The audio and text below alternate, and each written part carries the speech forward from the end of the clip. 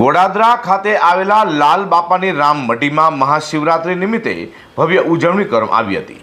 સાથે યોજાયેલા મહાભંડારાનો લાભ પણ દૂર દૂરથી દર્શન કરવા માટે આવેલા ભક્તોએ લીધો હતો અને પુણ્યનું ભાથું મેળવ્યું છે। તો કહી રહ્યા હતા કે આશ્રમમાં આવવાથી અમને બહુ જ સુકન મળે છે, તેની પર આપણે નજર કરીએ।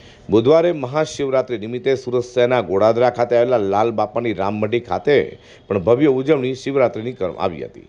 ધૂન ભજનની રમઝટ સાથે ભક્તો વહેલી સવારથી દર્શન કરવા માટે અહીં આવતા નજરે પડતા હતા અને વિરાજમાન લાલ બાપા સાથે અન્ય ગુરુઓ સહિતના પાદુકાઓના ચરણ સ્પર્શ અને દર્શન કરી જીવન ધન્ય બનાવ્યું હતું। અહીંયા માત્ર શિવરાત્રિ જ નહીં પરંતુ અન્ય વાર તહેવારો, પૂજ્ય માતાજીની સાલગીરી તેમજ બીજ અને પૂનમના દિવસે પણ 1500થી 2000 લોકો ભંડારાનો દર વખતે મહાપ્રસાદનો લાભ લે છે। આશ્રમના કરતા હતા યોગેશભાઈના જણાવ્યા અનુસાર અહીંયા માત્ર ગોડાદરા જ નહીં પરંતુ દૂર દૂરથી રહેતા લોકો દર્શન માટે આવે છે અને પોતાની મનોકામના પૂર્ણ થાય છે। ત્યારે આશ્રમમાં આવેલા ભક્તજનોને વધુ માહિતી આપી હતી। મિત્રો, અત્યારે આપણે લાલ બાપાની રામમઢી ગોડાદરાની અંદર છીએ। આજે મહાશિવરાત્રિ છે ત્યારે ભક્તો પણ મહાપ્રસાદનો લાભ દર્શન કરીને લઈ રહ્યા છે। આવો આપણે ભક્તોને મળીએ કે તેઓ શું કહેવા માગે છે। હાજી, આપનું નામ? મારું નામ ચારુલ ગજ્જર। ક્યાં રહેવાનું? પાલ। પાલથી તમે અહીંયા દર્શન કરવા માટે ગોડાદરા આવ્યા છો, શું કહેવા માંગો છો?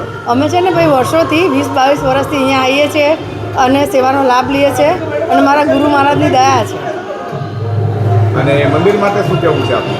અમને અહીંયા બહુ સારા આશીર્વાદ મળે છે અને અમે બધા ભક્તજનો ભેગા થઈને થાય એટલી સેવા કરીએ છીએ અને ગુરુ કૃપા છે અમારા પર। મારા સાસુને બધા વર્ષોથી આવતા હતા એટલે અમને બધો સારો લાભ મળે છે અહીંયા। અને અહીંયાનું આયોજન પણ બહુ સરસ છે, બધા ટ્રસ્ટીને બધા અમને બહુ સારી રીતે સપોર્ટ કરે છે। મારું નામ હેમંત મોદી। હેમંતભાઈ, ક્યાં રહેવાનું તમારે? મારા પરોઠ પાટિયા 84 ડેરી। અત્યારે ગોડાદરાના લાલા બાપાની રામમઢીની અંદર બહુ મોટો ઉત્સવ ચાલી રહ્યો છે અને મહાપ્રસાદનું પણ આયોજન છે, શું કહો છો આ બાબતે? બહુ સરસ ઉત્સવ થાય છે। હર વખતે અમે 7 વર્ષથી અમે આવીએ છીએ, બહુ ઉત્સવ કરીએ છીએ અમે। કેવું લાગે છે? બહુ મસ્ત લાગે છે, એકદમ આનંદ લાગે છે, શાંતિ લાગે છે અહીંયા।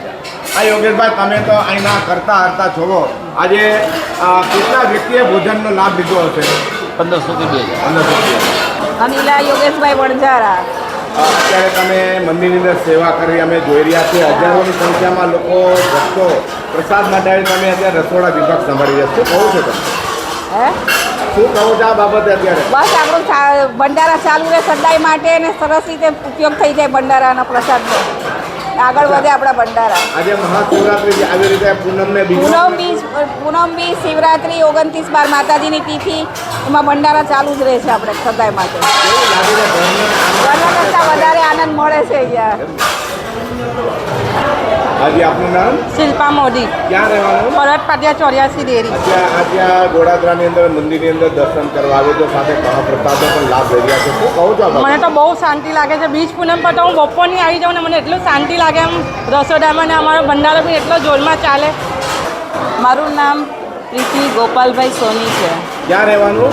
મારે રહેવાનું છે ગોડાદરા। અચ્છા, અત્યારે અહીંયા ગોડાદરામાં લાલા બાપાની રામમઢીની અંદર અત્યારે છીએ અને તમારા આપની અંદર પ્રસાદ પણ છે, કેવું લાગી રહ્યું છે મહાશિવરાત્રિ? બહુ સરસ। એવું પ્રસાદમાં એટલું એમ છે કે દાદાના બાપુના આશીર્વાદ છે અને લાલ બાપુના મઢી ઉપર અમે દર વખતે પ્રસાદ લેવા કંઈ પણ કાર્યક્રમ હોય તો અમે જરૂર હાજરી આપીએ છીએ અને બાપુના આશીર્વાદ અમારા ઉપર બહુ સરસ છે। અને આજના જે પાવન જે મહાશિવરાત્રિના પર્વ પર અમે જે પ્રસાદ લઈએ છીએ એ પ્રસાદ ઉપર અમને એવું લાગે છે કે બાપાના સાક્ષાત અમને આશીર્વાદ મળી રહ્યા છે, તેથી અમને બહુ ખૂબ જ સરસ લાગે છે। મિત્રો, હમણાં જ ભક્તો કહી રહ્યા હતા કે લાલા બાપાની રામમઢી ગોડાદરાની અંદર છે, ત્યાં ખૂબ જ ખુશીનો માહોલ છે ચારો તરફ, કારણ કે કહી રહ્યા છે કે મહાશિવરાત્રિ જેવા અનેકો તહેવારો હોય કે બીજ હોય કે પૂનમ હોય ત્યારે અહીંયા આવી રીતે જલસો એટલે કે મહાપ્રસાદનો લાભ લોકો લે છે અને પુણ્યનું ભાથું બાંધે છે।